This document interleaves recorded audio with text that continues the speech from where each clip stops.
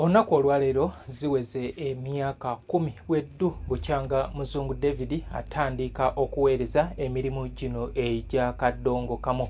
Omulimu guno nagutandika ennaku z'omwezi nga 14 omwezi ogwokuna omwaka 2016 wemba serabidde zaali ssaawa 6 ogw'ekiro.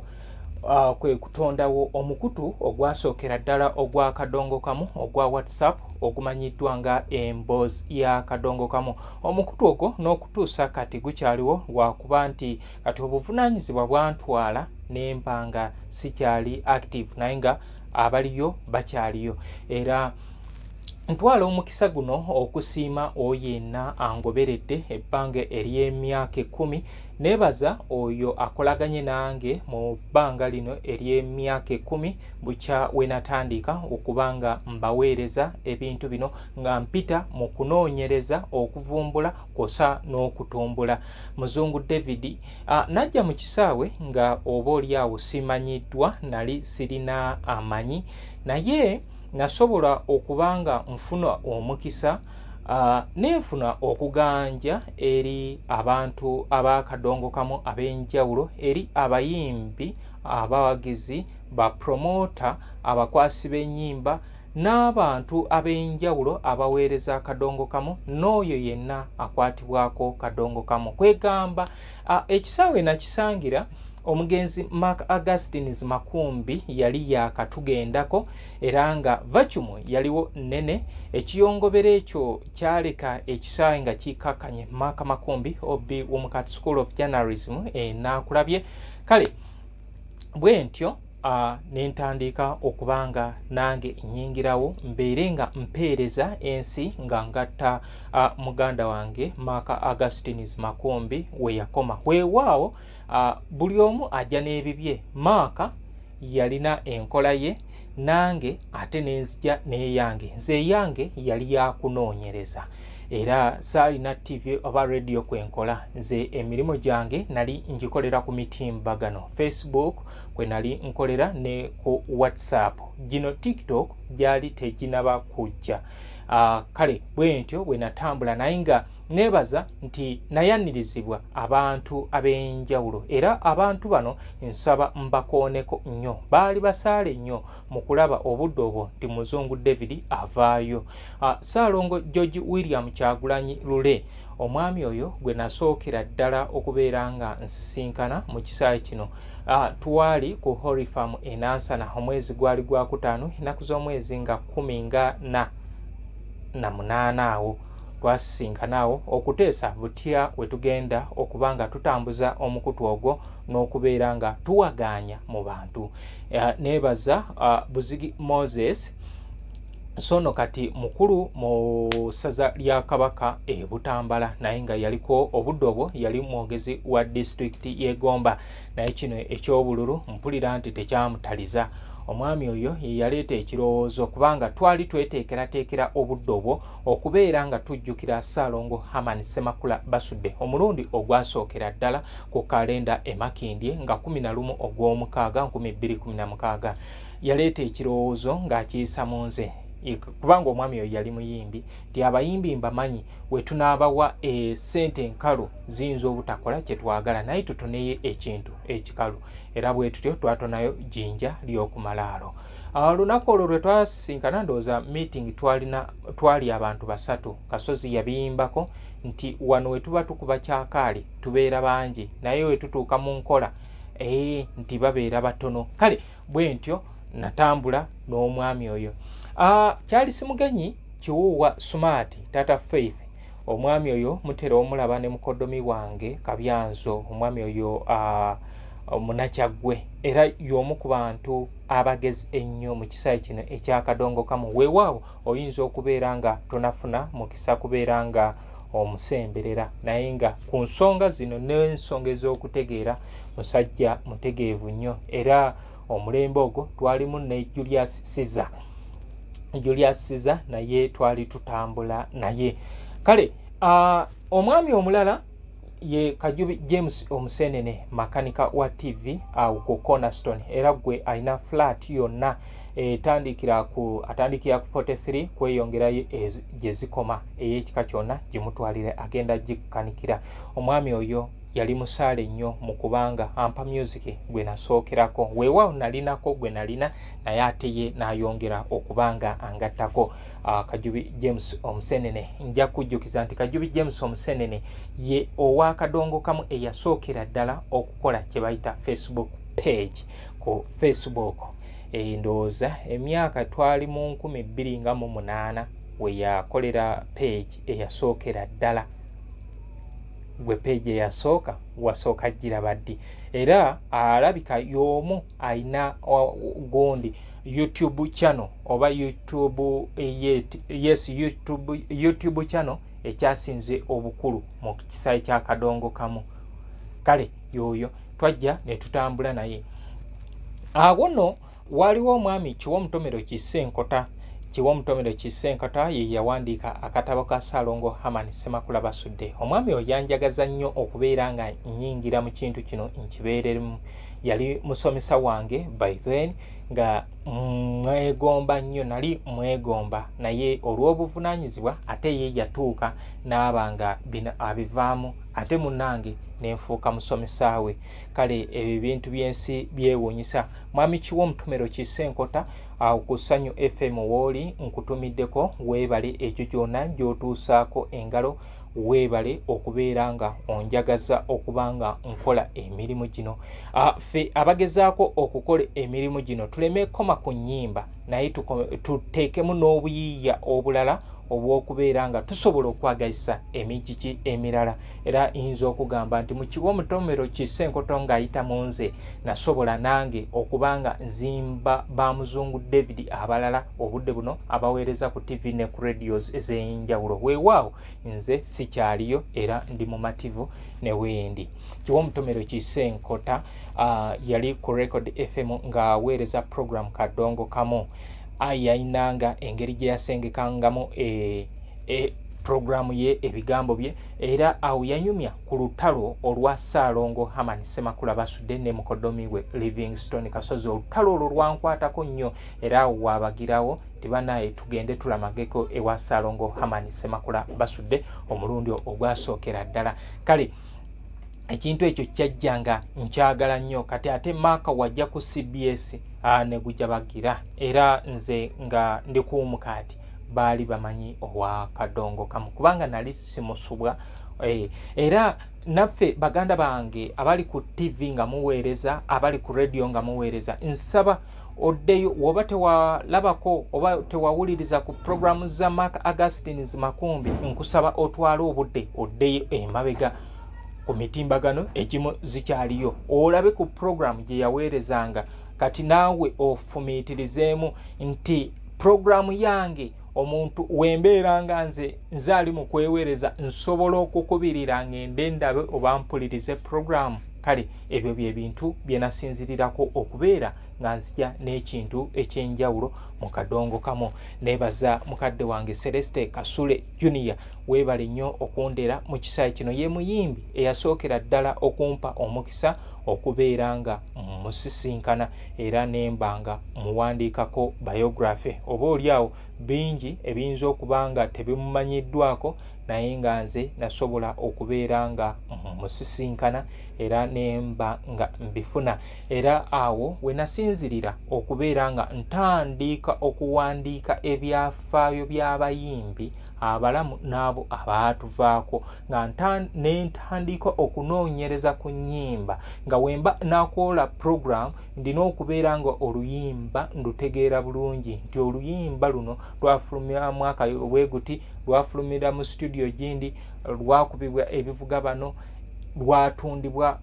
Kale bwe ntyo bwe najja nga nkola emirimu gyange n'okutuusa kati. Oba oliawo obudde buno emirimu giyinza okuba nga gintwaliriza nga sikyasobola bikwasaganya bulungi naye weewaawo era mu myaka 10 byenkozeeko birabikako. We natuuka mu kisaawe kya Kadongo Kamu ekyamazima Kadongo Kamu yali tali ku mitimbagano era nga ne baganda baffe aba Kadongo Kamu buli omu yali gage. Nze eyasooka okubakuŋŋaanya ne tubeera wamu era nga tubeera mu WhatsApp group eya Emboozi ya Kadongo Kamu. Ekigambo buli omu nga mbuuza creativity gye nakijja okubeera nga ngira ebiseera ebirungi ebiseera ebisinga ekinaawangaala tebakirowooleza budde buwanvu. Kale nange bwe ntyo ekigambo kyajja ne kigwa bwegwi Emboozi ya Kadongo Kamu, kubanga ku lunaku olwo nalaba post ng'egamba yali bagiteeka ku WhatsApp ku Facebook group eya omugenzi Mark Makombi Kadongo Kamu Supporters Forum ng'agamba naye lwaki tetukolayo WhatsApp group ne tuba nga twegabira ku nnyimba, era awo wennyini ne ntondawo WhatsApp group Emboozi ya Kadongo Kamu ne ngenda ne nkiteekayo ku Facebook ne mbagamba abaagala okwegatta ku WhatsApp group enamba yino, era awo natandika okufuna abantu ab'enjawulo bangi bazze ne babeerawo, abamu ne bagenda. Eky'omukisa omulungi nkyalina bangi be twatandika nabo emyaka 10 emabega nga tukyakolagana tukyawuliziganya nga ne mu gurupu bakyaliwo.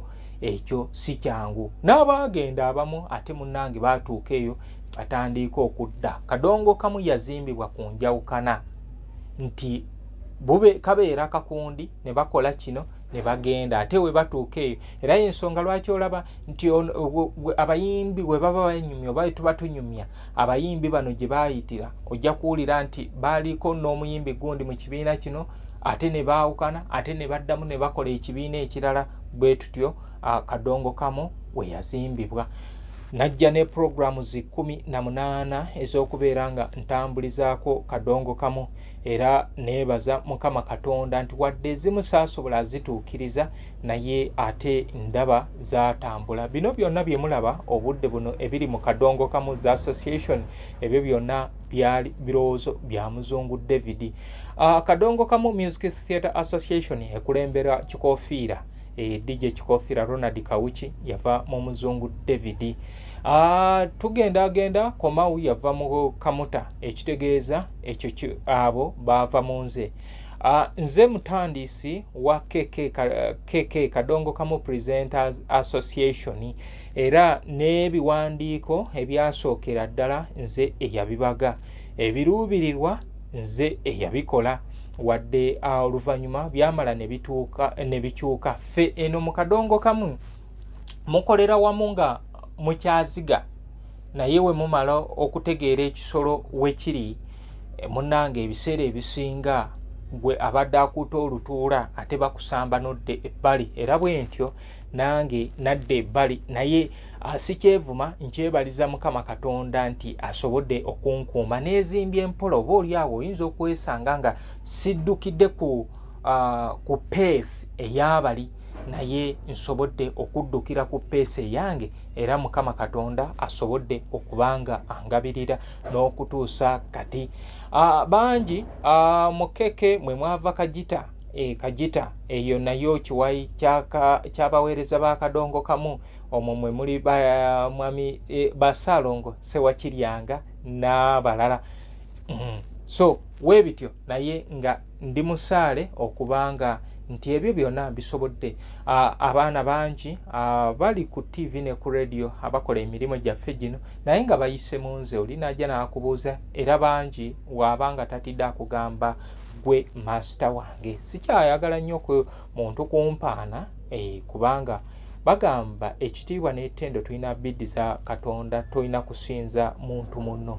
Kale bwe ntyo bwe nsobodde okubeera nga ntambula, nsisinkanye wakati wano abantu bangi ab'enjawulo, abantu abazze okuneebuuzaako ab'enjawulo, naddala Abazungu bazze nzize mbalagako ku shows zange ez'enjawulo nga tuli nabo. Tukola interviews, tukola ki nga bazze okubeera nga banoonyereza ku music. Nebaza ba stakeholders ab'enjawulo mu Kadongo Kamu nti bajja. Haji Wamala kyolaba munnange, abo be basooka okunkwatako, oli n'akuwaayo 10 n'akuwaayo 2 n'oba ng'osobola okubeerawo. Waliwo mwami Seguya Owen mukodomi wange, omwami oyo nali mpeereza Kadongo Kamu ku Bukedde FM ne Salongo Suna Beni. eyo gye yeegombera programu yange era ne tufuuka ba mukwano n'okutuusa kati myaka 10. Mwami Ssuuna Sulaiman weebale nnyo weebalire ddala okubeera mukwano gwange emyaka 10. Mukoddomi wange Kabyanzo gwe okutuukako nayita mu muzeeyi Celeste Kasule era oyo ye yantuusa ne ku Williams da Selector Mubende. Mbeebaza nti mwebale nnyo mwebalire ddala okubeera mikwano gyange. Bano bamakumbi bajjojjuuzi bakandaba naye wakwetuggako n'olowooza akumanyidde emyaka 10 naye nga mwami Makumbi weebale nnyo weebalire ddala okubeera omusajja ow'ekigambo kye. Entalo nnyingi ezajja mu kadongo kamu muno nga ezimu zaalina ekiruubirirwa ekyokubeera nga kisaanyaawo Omuzungu David olwa success gye yaliko naye neebaza Kiwomutomero Kisenkota, neebaza mwami Makumbi, neebaza omukulu waawo ngenda kugattawo yeekolera music analyst oyo muto wange era y'omu ku abo asobola okuvaayo lunye n'agamba taata weebale nnyo omulimu gw'okola. Mwami Mbazira Tone naawe nkutumiddeko nti nsiima bwongerwa. Waliwo Matiti Matovu Matovu Tomo bwe tutyo we twatandikira ddala emirimu gino kati emyaka gino wadde nze page yange eya Facebook munaye balabika bagikwatamu ndaba page teri recommendable biki ebintu webityo. Kale olugendo lwange lubadde luwanvu okutuuka kati gwe wondabira wano andaba ku Facebook tegeera nti ndinayo ekibanja kati kwensinga otambuliza emirimu kyekibanja kya YouTube era obudde bwonna tuli mu kuteekateeka wano ligenda kubeera office eyaffe ey'ebintu byaffe bino ebikadde. Kale ntwala omukisa okwongera okwebaza ba sponsors abasponsorinze ku project zange. Mwami Kanaakulya Wumalu mbadde nkwerabidde ogamba otya munywanyi weebale nnyo weebalire ddala omulimu gw'onkozeemu. Oyo nga asponsoringa Friday Dance Party ne Saturday Dance Party. Mwami Sentongo Vincent okuva mu kibuga Masaka naawe weebale nnyo weebalire ddala. Mmenyani Ndekaani Edward William Sebuufu Mwami Lule Sebunza munange nkwebaza nti weebale nnyo weebalire ddala mukyala Jalia Zawedde munange naawe nsiima bwongerwa. Mama w'abaana ne taata w'abaana namba ya Harriet B is a hotel and bar mwebale nnyo mwebalire ddala. Kikaya College and Vocational School oyo twasisinkana mu 2021 gwe ali ku mutimbagano guno ndaba nsaba obeera Rio mu ekyo ky'okola tobeera mufere kubanga omwami oyo yansisinkana nga nkola emirimu gino n'aneegomba ku Facebook. Yajja nga anjagalako nnyimba naye twamaliriza tufuuse baaluganda twalayo omwana bamubangule. Mukyala Namatovu Fatuma B is a hotel and bar nkutumiddeko era nsiima bwongerwa emirimu gyonna gyonkozeemu okumpagira. Nsaba Haji omuneebalize. Tulina Brenda Ama's Closet munange naawe weebale nnyo weebalire ddala. List eli endless. Kadongo kamu ampadde buli ssanyu lyansi. Nkiddamu kadongo kamu ampadde buli ssanyu lyansi. Kadongo kamu nampa ennaku gy'olina okuyitamu ng'era omuntu. Kale mu kino ntegeeza nti nfunye ebirungi n'ebibi bibadde bingi tugenzeeko mu makomera of course kati ekyo si kipya. Tufunyeeko zi invitations mu kuva mu mawanga g'ebweru organizations ez'enjawulo ne ziba nga zikola ki. Kale nyongera okubeera nga nsiima buli alina kyankwatiddeko okubeera nga nsobola okubeera nga ntuuka wano. Namwandu wa Salongo Hamani Semakula basudde munange weebale nnyo weebalire ddala. Mukyala Aisha Nakito namwandu wa Livingstone Kasozi Sematimba Regani Nansubuga Diana mbeebaza nti mwebale nnyo mwebalire ddala. Mukadde wange Muzeeyi Matiya Kakumirizi nowewe Maama Rosemary Nakanwagi Kakumirizi. Ndina Statafa tata w'abayimbi Matiya Luyima n'omukadde atakogga Sauda Batenda na Kakawa munjagadde, Abduzi Wambaza Mulindwa, mwebale nnyo mwebalire ddala. Buli muntu agezezzaako okubeera nga contributinga mu lugendo luno. Bangi mikwano gyange lubatutte, mikwano gyange lwatwala Sembosi Kadolindo. Sembosi Kadolindo ye koloneri ali mu Sepiriya Mulumbe lwa Sembosi yali mukwano gwange. Lututte Innocent Amos Sekiremba, Muzeyi Matiya Kyakamala, ne lutwala Benard Nsubuga n'abalala bangi ejali mikwano gyange. John Sentongo eyaweerezanga ku Sapiensa, Mukama Katonda amuwumuze kisa.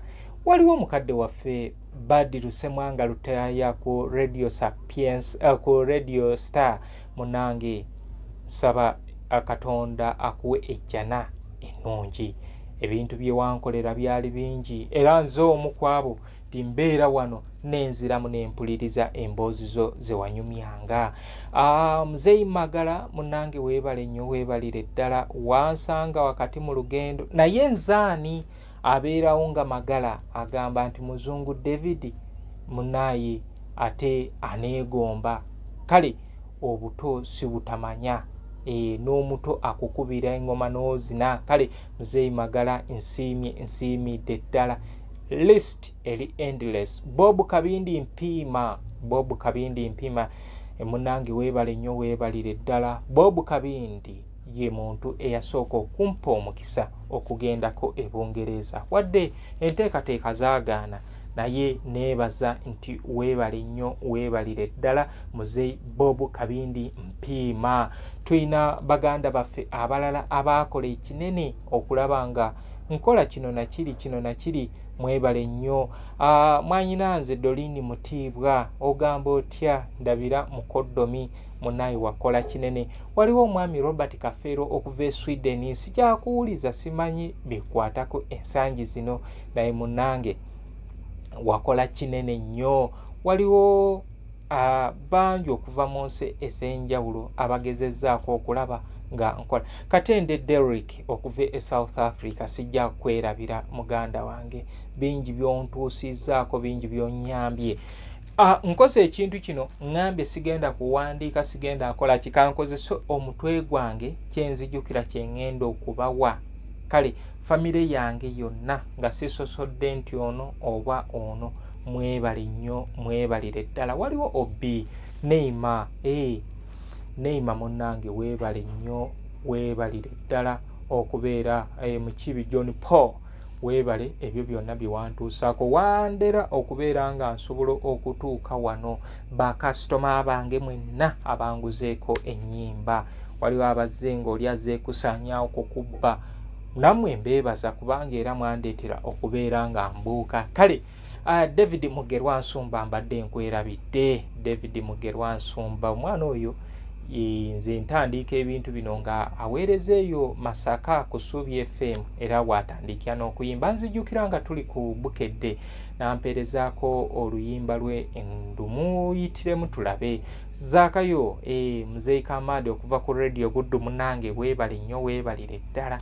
Abantu ab'enjawulo abasobodde, Katose kandi Wilson Kwita, Sarah Madrin banaye mwebale nnyo. Nyumyani Ndekani, list eri endless. Buli wenkola nti nenzijukire ekigwagwa kyange Saalongo Emmanuel Sekidde. Abakagwirawo live band banaye mwebale nnyo mwebalire ddala kunfuula muganda wammwe. Munjagadde nnyo, na buli muntu afudde okulaba nti Muzungu David asobola okukola guno na guli. Mwebale nnyo mwebalire ddala. Ndi musiimu era mbasuubiza nti ngenda mu maaso nga mpeereza emirimu gino okutuusa Mukama Katonda waligamba nti Muzungu David ogugwo ogukomeza wano. Isimaziwa mbadde nkwerabidde. Waliwo n'omwami Musoke Mubiru Thomas wadde twakita mu nkolagana naye siyinza kwerabira nti mu lugendo luno yakola ki, yaliwo. Kale abakyala nabo bangi abaali mu lugendo luno. Namiyingo Anisilivia be twasookera ddala okubeera nga tutambula nabo, era omukyalo oyo yali musaale nnyo mu kubeera nga anzimba okutegeera ebintu ebyenjawulo naddala nga ajja n'akuwa omulamwa genda ogunoonyerezeeko. Kale mukyala Namiyingo Anisilivia weebale nnyo, weebalire ddala. Ekyanti be bagenda mu kibayi kiri ekyasuubi ate ne bituuka eyo ne biggwa. Waliwo Dr. Sekitoleko Patrick, naawe nkwebaza kubanga oyo yatuukako n'okubeera nga ankwatako mu mbeera ez'enjawulo. Ali awo Enateete, musawo muzungu si Muganda. Waliwo Mwami Sebuuma Godfrey, akaseera tekaali kawanvu ke twawangaala naye ate wakola omulimu munene okubeera nga tusobola okubeera nga tutambula n'okutuusa kati. Kale olugendo luno buli alukontributinzeeko sobola okukola programu eno nga ya lunaku lulamba, naye neebaza buli omu alina kyangasseeko okubeera nga nsobola okola. Kadongo kamu we natandikira najja nalina 8GB gye natandikirako okola emirimu gino, n'akasimu kaali ka Huawei oba 14 ke nali nkozesa. Kati ngenze nga ntambula, ekyamazima kati n'ebintu bye nina simanyi buzito mwe biri, naye obwo bwonna kiraga nti olina okubeera omugumiikiriza mu kyogenda okukola. Wojja nga oli ku misinde tojja kutuuka gy'olaga.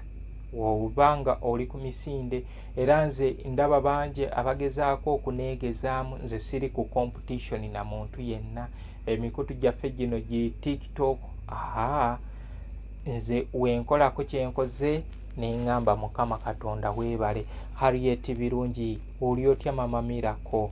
Omukyalo oyo nno musaale nnyo mu lugendo lwange luno. Kale bantu bange, wemba sikukoonyeeko nsaba onsonyiwe, sisobola koona ku nsi yonna.